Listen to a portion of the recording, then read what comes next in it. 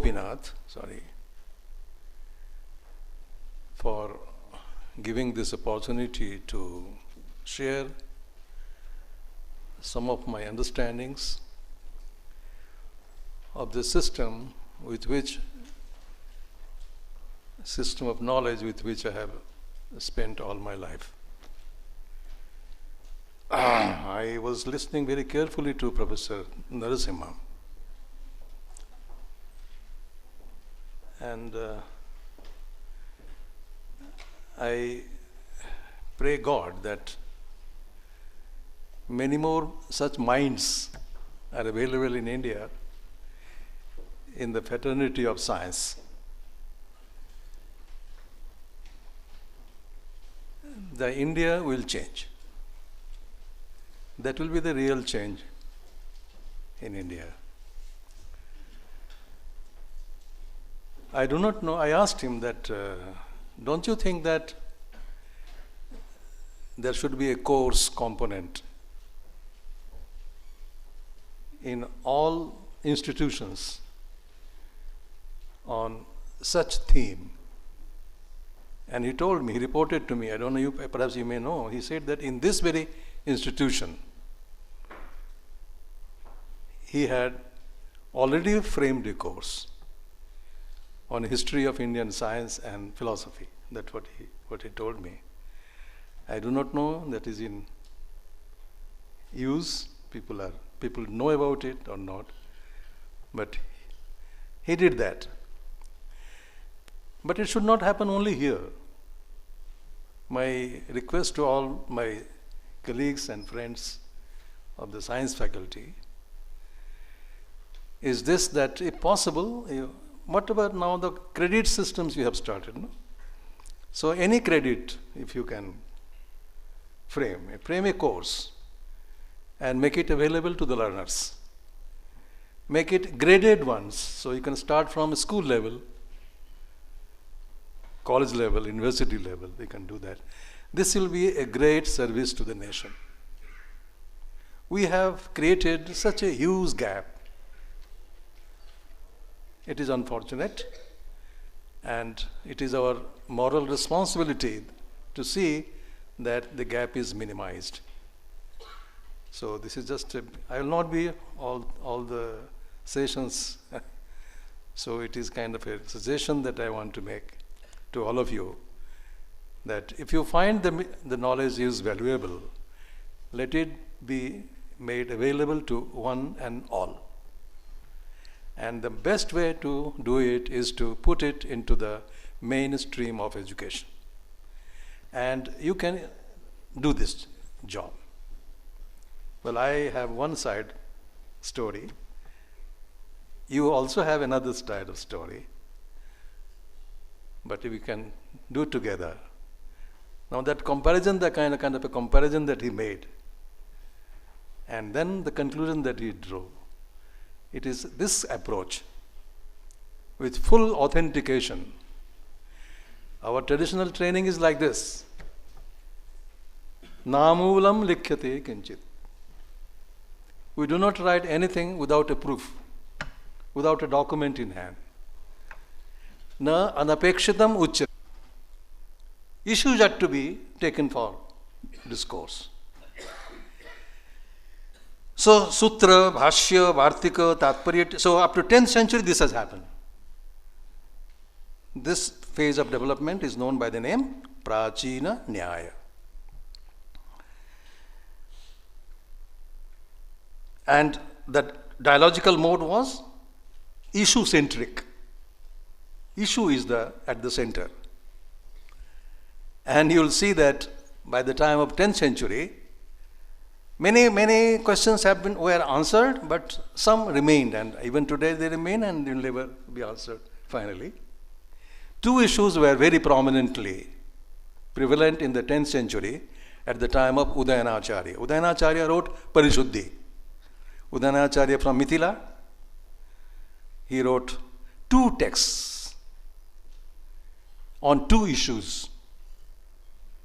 One is Atma Siddhi, Atma Tattva Viveka, whole text. So if you want to have any dialogue or any exercise on consciousness today, is it not necessary for us to go into that text which has recorded all the questions and answers which of 1,000 years and theorized it and presented in the form of a full book called Atma Tattva Viveka of Udayanacharya. There was another issue on God, whether God exists. The issue is true even today. Even Astika Darshanas also did not, all of them did not accept God. No, but the Astik, by the by, does not mean one who believes in God. The meaning of Astika is one who has Shraddha in the Vedic thought, Pramanya in the Veda. So one who accepts the Vedic thought is an Astika.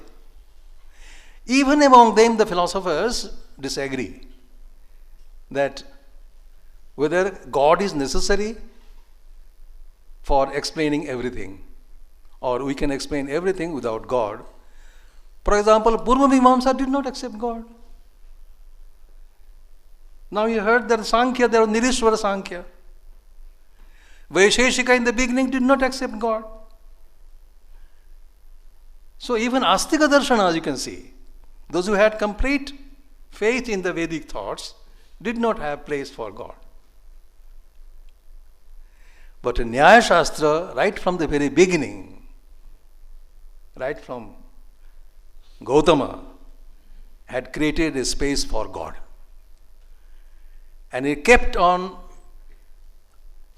providing arguments after arguments after arguments, and ultimately had to write a complete book on 10th century by Udayanacharya called Nyaya Kusumanjali, exclusively on one issue, whether God exists or not. Now if someone wants to talk on God, should we talk only on a cup of tea? Or should we go and read the text and be acquainted with the arguments which were made for and against, and then we can add further arguments to it, whether in favor or in against. This is what is required for growth and enrichment and transformation of a nation. And this has to be brought back. This tradition requires to be brought back. The Naiyayikas influenced almost all, and later on, the Nirishwara Sankhya became Sheshwara Sankhya. Mimamsaka also accepted God later on, we find. And ultimately, so this requires to be the method of discourse. That one thing, it was noticed in this dialogue of 1,000 years, Udayanacharya noticed one thing, and that gave birth to Navya Nyaya, that I am going to point it to you. It was noticed that the Buddhists are twisting statements of Nyaya. The statements were natural, Sanskrit, natural language, Sanskrit. And that keeps a scope for twisting. Once he identified that again and again we are clarifying, Gautama wrote, okay, Vatsyayana clarified, Uddyotakara clarified, Vachaspati Mishra clarified, Udayanacharya clarified, and still he is not convinced. Why? And still he is interpreting the same sentence in a different way. What allows him to do that? Maybe then there is a communication gap. Is it a case of a communication gap? What Nyaya wanted to communicate to the Buddhists, mainly the Buddhists were the participants. The main participants in the dialogue were the Buddhists. Others also joined. Udayanacharya realized that natural language keeps a scope for this ambiguity. And hence, there is a need to develop a language of discourse for precise communication. So, Udayanacharya should be given the credit of initiating Navya-Nyaya.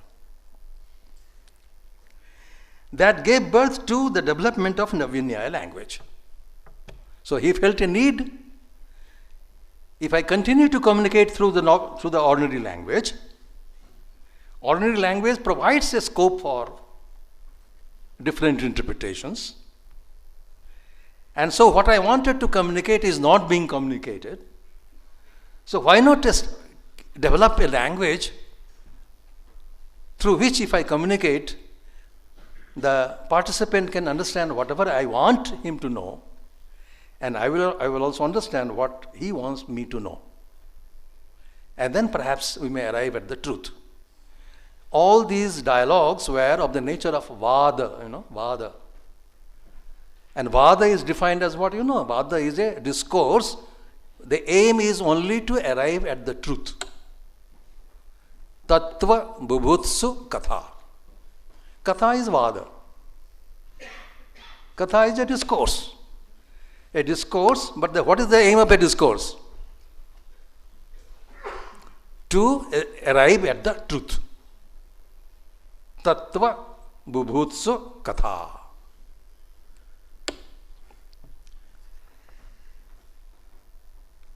Idealist philosophers like Buddhists and the Advaitins had a problem with language. Since reality for them was beyond the reach of language. Now in the Upanishads you have sentences. Avang manuso gochara. The reality is such that which is beyond mind, beyond language. Then how can you talk about that reality in language? And therefore a negative way. Is it the reality? No. Is it the reality? No. What is the reality? Can't say. Neti. Neti. Direct? No. Not possible. Why not possible? I will give you. As against this position, so one position, any philosophy is built on presuppositions. And the presuppositions are all your worldviews.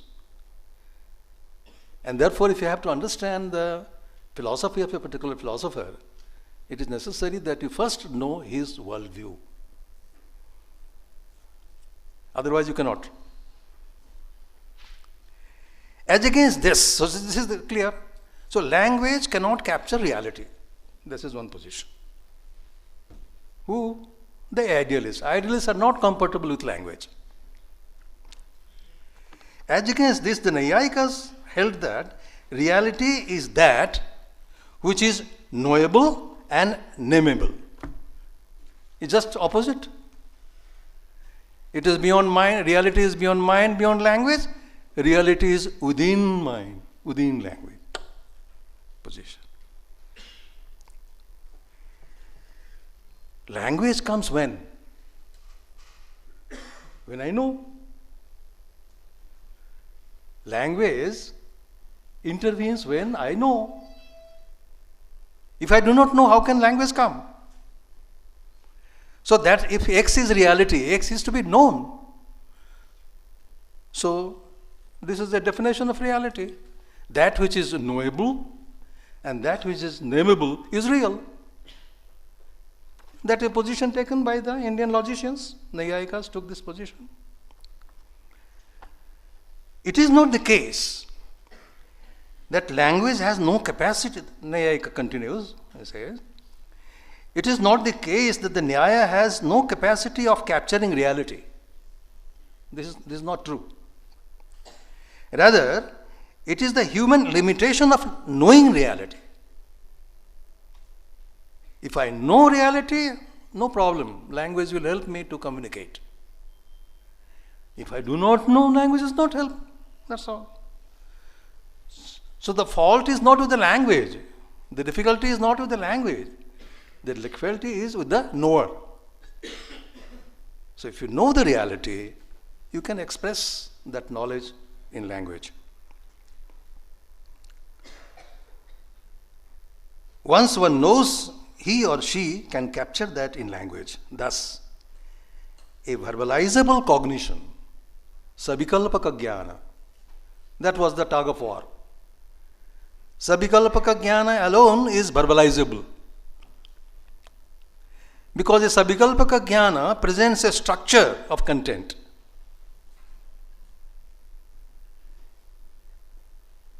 Dharma, dharmi, and a sambandha. This is the content of a sabikalpaka jnana. A qualifier, a qualificand, and a relationship between the two. Anything, any cognition which you can, if you say water, that means waterness. And where waterness exists is the locus, and the relation by which the waterness is in the locus is. These three is the structure of that content of sabikalpaka jnana. So, minimum requirement for language to operate is this.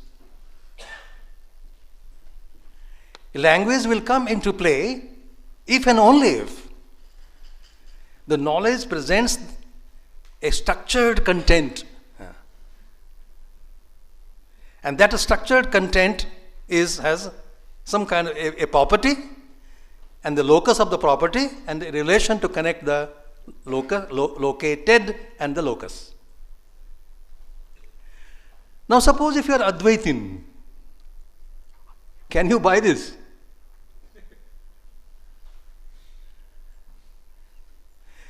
Because the reality is one without a second.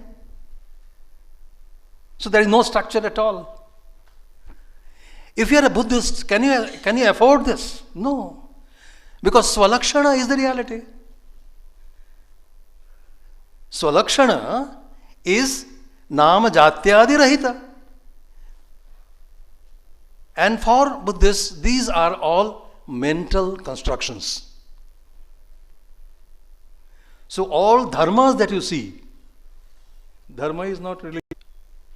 Take any system, whether Alankara Shastra, or Sahitya Shastra, Kavya Shastra, or Mimamsa, or Vedanta, anything because they were all wanted to convey what they wanted to convey. And this was found to be so precise method of conveying. So all adopted that language for communication. And it continues to be even today in traditional Sanskrit institutions. So those Sanskrit Pathshalas that now we have today, the Pandits are using this language even today, so precise. They started focusing on process of knowing, therefore. So Navya Nyaya now, what is the focus has changed from issue to the process. So Prachina Nyaya, it was all issue that engaged them. And then Navya Nyaya, the process. So Pramana became. So it is a Pramana Pradhana Shastra. So Navya Nyaya Shastra is a Pramana Pradhana, therefore. 5 minutes, okay. Then run. They started focusing on the process of knowing and developed the technique of converting the natural language into Navya Nyaya language. I think all computer students will be interested in this. They also want to develop, and your goal is to have natural language processing. So how will you do that? Can you go away from your Aristotelian method, and can you adopt this method to achieve the same goal or not? Think over. The Navya Nyaya thus became epistemology-centric, Pramana Pradhana.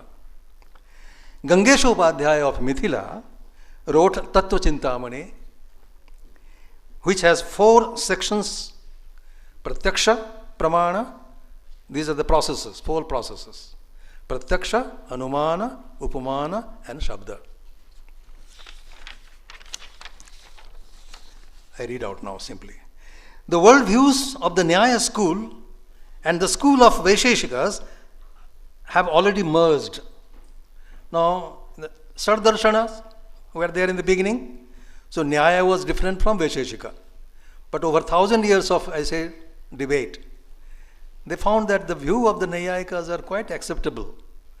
So Jayanta Bhatta writes in his Nyayamanjari Vaisheshikaah tu asmad anuyayinah eva. They are all one for. So they have merged, they have accepted. So that has happened. And what happened is then, therefore, the Naiyayikas also happily accepted what the contribution of Vaisheshika, namely modeling the whole universe through language. This was found so useful for the Naiyayikas also. So the system became now Nyaya Vaisheshika system. The Navya Nayikas further pointed out that each morpheme, now sentence, captures a structured entity, I have already told you. They also discovered that some dharmas, now they focused on dharmas. So through dharma, name the dharmin. Through the located, you go to name the location or locus. This is the method. Now dharmas they started classifying. Some dharmas they found, Professor, come here. Some dharmas they found that they are intrinsic in nature. As long as the entity is there, the dharma will be there. But some dharmas come and go, come and go. I call them contextual, agantuka dharma. They come and go. They also discovered that the contextual properties can occur not in one place, but now for example, jalatva will be found only in jala. Brikshatva will be found only in briksha. Phalatva will be found only in phala.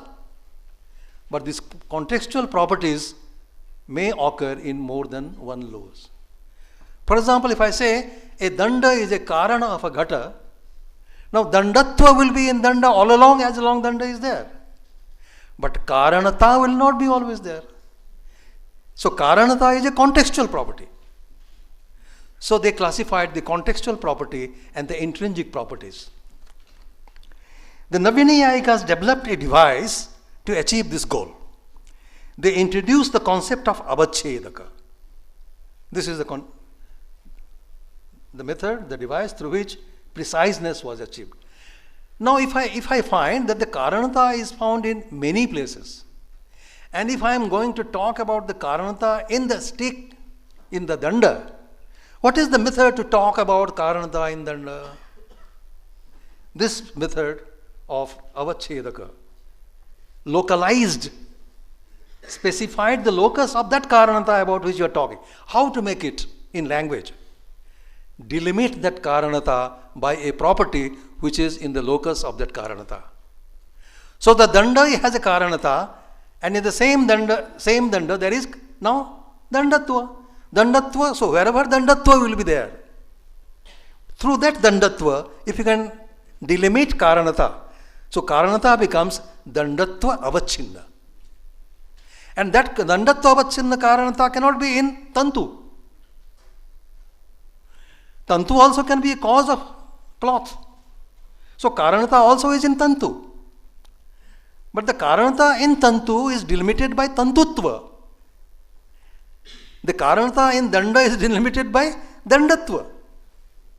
So by introducing this concept of avachedaka, they were successful in creating a language of precise communication. For that avachedaka, they accepted a property as avachedaka, desha as avachedaka, kala as avachedaka, and a relation as avachedaka. These are the different things for delimiting that location of that contextual property, because that was creating ambiguity.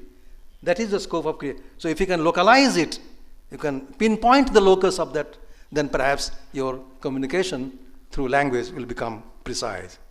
They insisted on defining each and every concept, and by employing this method of precise communication, they demanded that if you are going to sit in a dialogue, whatever concept you are going to use, first you define it. And define it in this language. Now there is no problem. Everybody can follow that. And that is the reason that everyone adopted this language, and it was comfortable, even intra-systemic or even intrasystemic, extrasystemic dialogue. Intersystemic or intrasystemic dialogue was possible. Each and every entity in this world exists in itself. Now, another thing they pointed out, look at the universe. Each entity is discrete. Because we have to deal with this world. When I want fruit, I should not get water. So I have to distinguish water and fruit. So discreteness up to the final level should be maintained. Now, remember, that can be achieved if I say that each one is provided number one, Sankhya. And so, by that,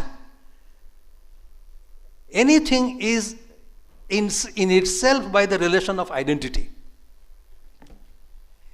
and different from all that what is not. So only two relations you accept.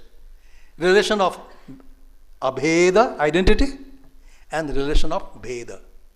And use these two as a delimiter. You will be able to communicate precisely. These philosophers accepted one more type of relational. So they say the relation of difference again is of two types. Now we do not have time, friends, so you have to be satisfied with only narrations. So there are contact and inherence. These philosophers accepted one more type of relation called Swarupa Sambandha, which is very, very problematic. People think, but nothing is there in problematic. This is called self-linking relation. There is Ingalls, Matilal, they all started using this term of translation. Now, this is not a separate entity. We have seen that even relation should be part of the reality. In some cases, for example, absence. There is absence of this paper on this, let us say, if I say. So the absence and the paper of the table. What could be the relation? The relation cannot be any bhava padartha. You cannot say either Sangyoga or Samvaya. But there is a relation. How do you know? If I say this is related with this knowledge arises. The abhava now, not this, but abhava of this is related here. So whenever there is a vishishta jnana, savikalpaka jnana, three things I said. So you have to account for the relationship. So they needed some provision. So either pratiyogi or aniyogi. That which is related is called pratiyogi. And where it is related is called aniyogi. Is a relator, two relator. R is a relation. So A and B, and in the middle there is R. So A is called, if A is to be related, then A is called pratiyogi. If it is related to B, B is called aniyogi. And the relation is R in between. Okay? So, in some cases they found that nothing is available. So either A should perform a role of a relation. That is called Swarupa. Either Pratiyogi Swarupa or Aniyogi Swarupa. And they further discuss and bring down to relational abstracts. You can look into books of H.H. Ingalls for your reading in English, Materials for the Study of Navya Nyaya, first book, and his student Matilal, B.K. Matilal, wrote Doctrine of Negation. There also he discusses all these things. You can read those books. General notion of relation is that it exists in two relata. Then there was another problem that what about identity relation? The relatum is only one. And still you say there is a relation. So dvishtaha sambandha, that was the definition. So dvishtatvam katham, when the identity is only one. So that problem was taken up and then that was discussed. We do not have time to do that. A number of self-linking relationships were accepted, such as karya-karana bhava. This is what was identified. That these cases are creating ambiguity, problems, and different interpretations. And therefore identify those dharmas which are not svabhavika dharma but agantuka dharma, acquired properties, and they are not natural properties or of this. So janya janaka bhava. So what you can do is bhava, you replace it by ta. So karya karana bhava. If you replace bhava by ta, and there are two constituents in the compound, no? Karya and karana. You add ta to both. You get karyata. and karanata. So karanata and karyata can become relationship. So through this they introduced this language. Through these devices, the Indian logicians achieved their goal of developing a precise language of communication. Nyaya believed that each sentence is an encoded thought.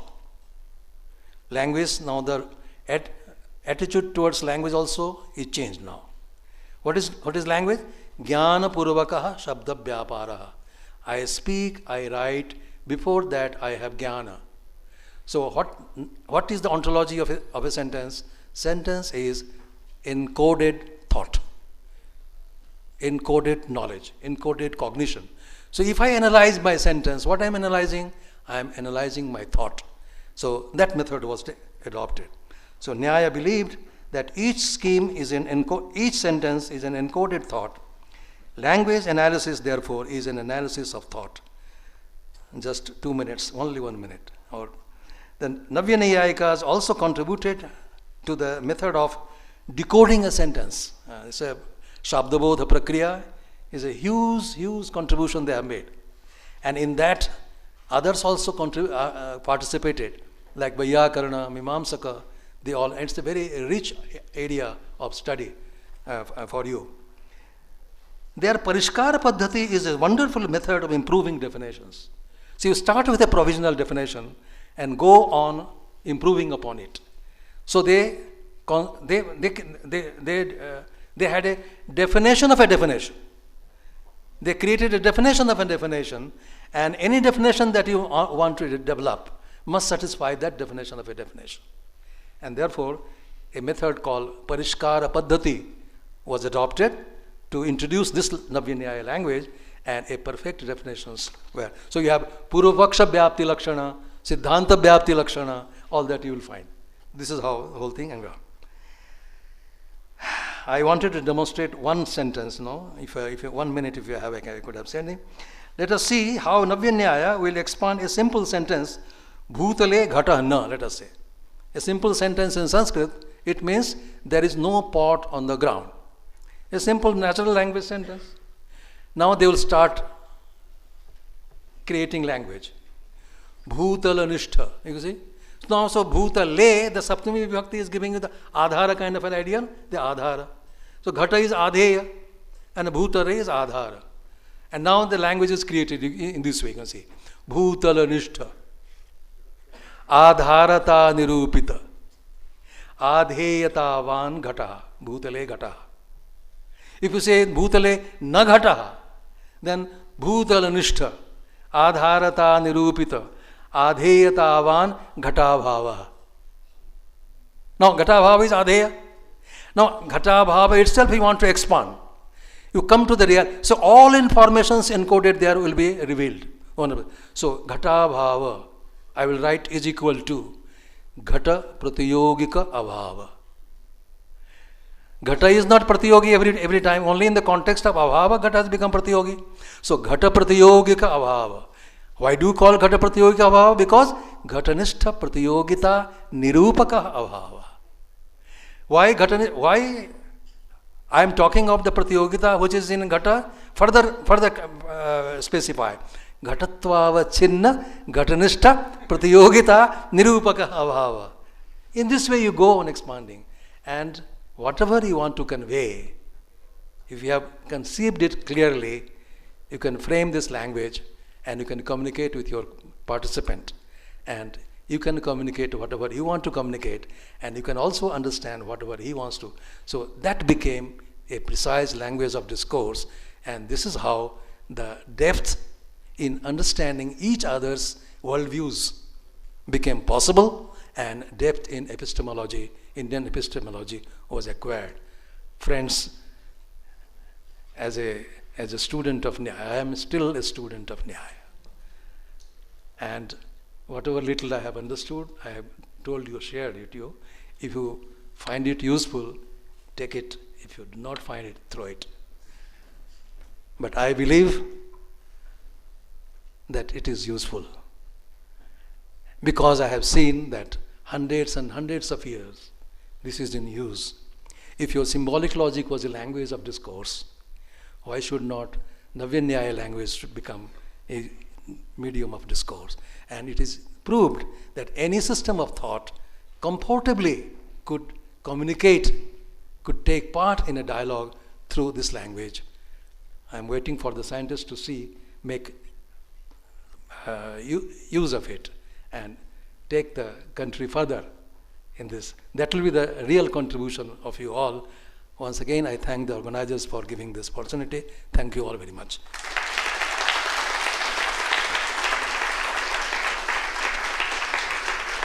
I'm very sorry. So, just a time for one question, quick question.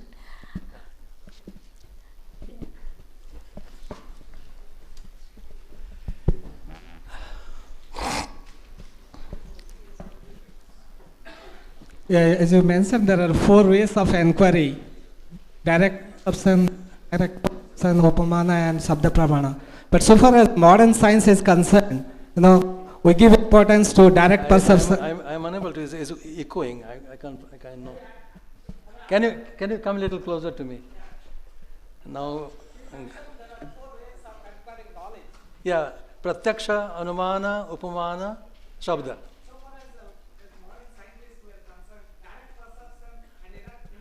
So pratyaksha will be direct and the rest will be indirect. Pratyaksha will be direct and the rest will be shabda, anumana and upamana will be indirect. No, anumana is not direct. Suppose, just a minute. You see the fire with your eyes here. And now you take this fire from here and put in a bush. You have no contact with that fire now. But what is in contact with is the smoke which is oozing from the bush. No? So you are not seeing the fire, but you are seeing smoke. That is direct perception. But by knowing smoke, you can also know fire. So that is inference. That is indirect way of knowing. This is not direct way of knowing. This is not observation in your language. No, I got that. My question is, yeah. So the direct perception and inference, so far as scientific community is concerned, we accept that. But Shabda Pramana, that is something. I request you to spend some time in this. To know why Shabda should also be a method of knowing. This is what is called, that was the problem, we do not have time. Now, when a Shabda is what is Shabda? Therefore I told you. What is the definition of Shabda I have given you? Shabda is a sentence, no? A sentence is a verbalized knowledge. If you have known something correctly, you have encoded that knowledge into that sentence. Is not so? So I should decode it. And why should I not get at the same knowledge? Otherwise, how do you communicate? Then a scientist also speaking or not? Scientists also are listening or not? Are they all mithya? Mathematical equation is also a sabda. I hope you get. You simply do not repeat what the Westerners are telling us. Just reflect. That Shabda, why should it be a source of knowing?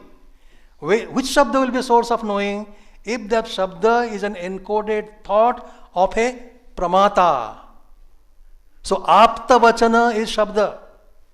Apta is one who knows the truth. As a scientist, you also know the truth. So your sentence will be, if you say that Shabda does not tell the truth, then this sentence that the Shabda does not tell the truth is also a language or not. So you are also lying then in that case. So it's a very deep analysis. Spend some time in this and then come to a conclusion. Keep your mind open and you will come to the truth. You will know what the Nayayikas are telling or what the Indian tradition is telling about Shabda as a Pramana. You will realize it. Anyway. Thank you. Thank you very much, Professor Jha. And I'm sure some of us, some of the science students will look at the Navya Nyaya, the logical part of it, especially which Professor Jha has pointed out, and compare this logic with the Western logic and see whether we can use this logic for, especially in natural language processing.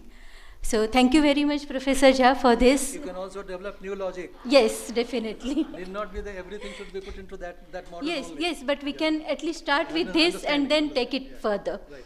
So Thank you so much. as a token of, Oh, yeah. thank you very much.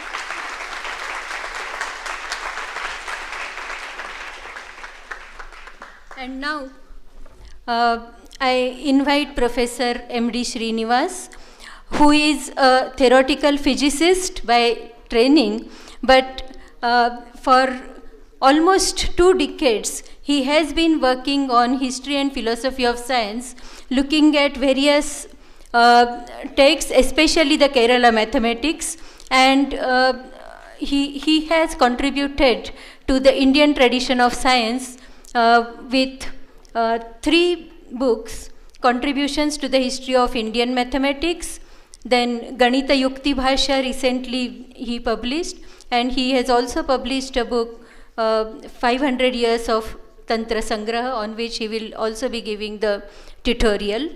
He is at present chairman of the Center of Policy Studies at Chennai, and he